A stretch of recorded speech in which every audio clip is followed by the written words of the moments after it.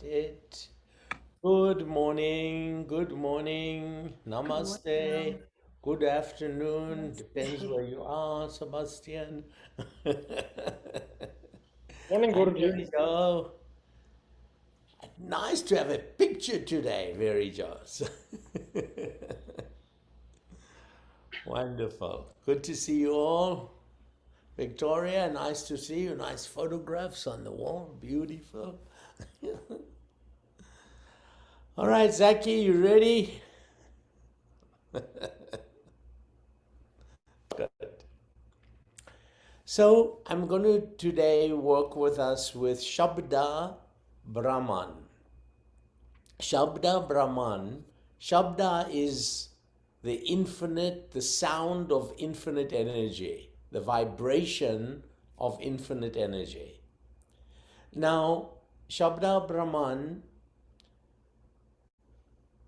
in order to hear that sound, it relates back to what I taught you guys last week. In order to see and feel the subtle body, the energetic lines that manifest us, you can see it with your eyes, you can or even with your hands, you can really touch it, but there's a way to perceive it. And the way to perceive it happens when you view from pituitary pineal functions. So we've got to open, that's why they called it the third eye. Right? It's not that there's an eye there, but there's the ability to see a different dimension of consciousness. Look, we know that Jacqueline's dog and Malcolm and all of our dogs, they can hear sounds that we can't even hear. There we go. Thank you, Zach. Right? There's a whistle that you blow, a dog whistle, and you can't even hear it. And the dogs far away come running to you. If you hurt a muscle and you go to the physio person and they put a machine on, it's called ultrasound. You sit, you don't feel anything. And after 20 minutes of ultrasound, it's opened it up again. What happened? There's something that our viewing and five senses can't perceive. Not born to perceive that, but it's there.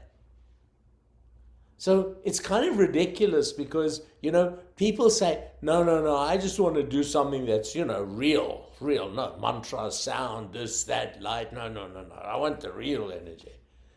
and that real energy that we talk of is actually the limited vision.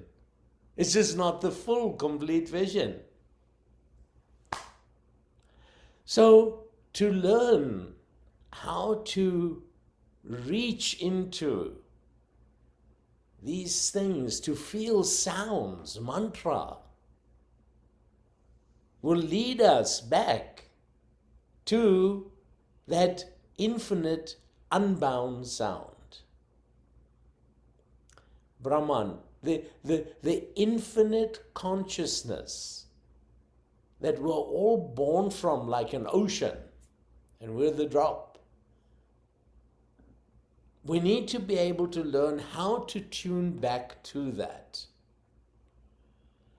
So, from Shabda Brahman, from that cosmic sound, when it manifests into this plane of matter as we know it in the five senses, the sound vibrations are broken up. And there is a thing on YouTube where they take a a rubber membrane. And under the membrane, there's a speaker. And on top of the membrane, they put salt. And the speaker vibrates, usually the higher pitch sounds, I'm sure any sound. And the salt from the vibration of the rubber membrane makes all different patterns. And as they change the frequency, the patterns shift into little triangles and circles and lines and squiggly lines and look very much like the mandalas and yantras from the ancient seers of yoga. Even the Buddhists also saw those things. So sound vibrates and shifts matter. It shifts it through the space, the molecular space in our body. We know that science tells us there's more space in our body than there is matter. And it's just because the electrons are flying around at such a great speed and trillions of them that you can't, it feels solid. But the space between those electrons, when they're not all flying around, it's like the fan in the roof. The fan in the roof now, it's still, right? Look, you can see the spaces in between. If I put the fan on, it looks like a disc. If you try and put your finger through it, boom, you hit it. So please, we want to penetrate and feel who we really are. Not all these little mundane things that happen to us in this life that we become so occupied on and actually cling on to.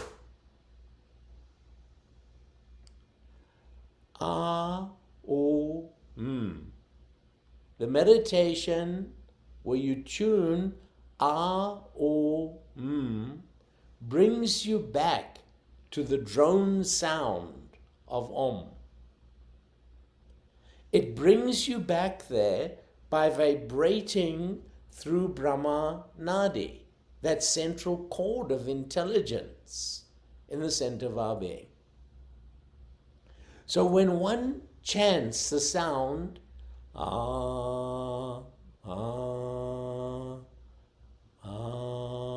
you find the tone, like I just hit it the last one. That one. I feel between my pelvic floor vibration. Going to ooh. Ooh. Ooh. Ooh. And then goes up and out. And when we do this practice and you use the sounds, we'll all chant it together, but I'm going to ask you to block your ears. Because when you block your ears, you really feel the locale of the different sounds.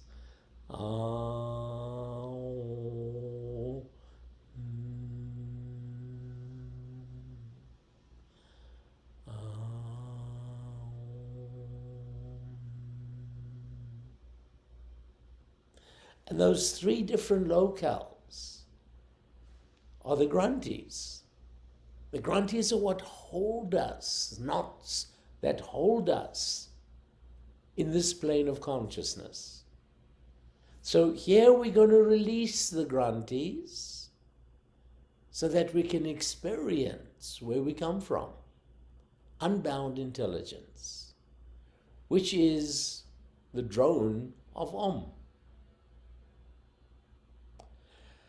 God, if we could really use this, everyone,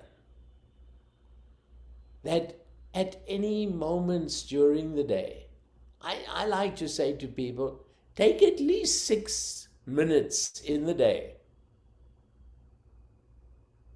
and feel Om.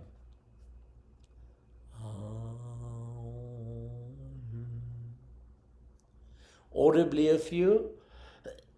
You can do it on your breath.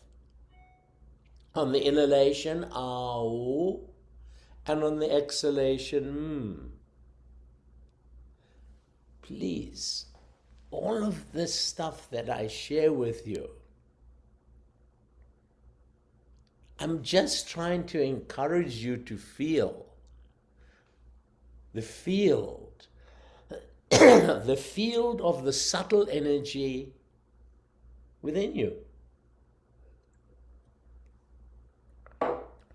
Where the passage is, but it's up to you to feel it.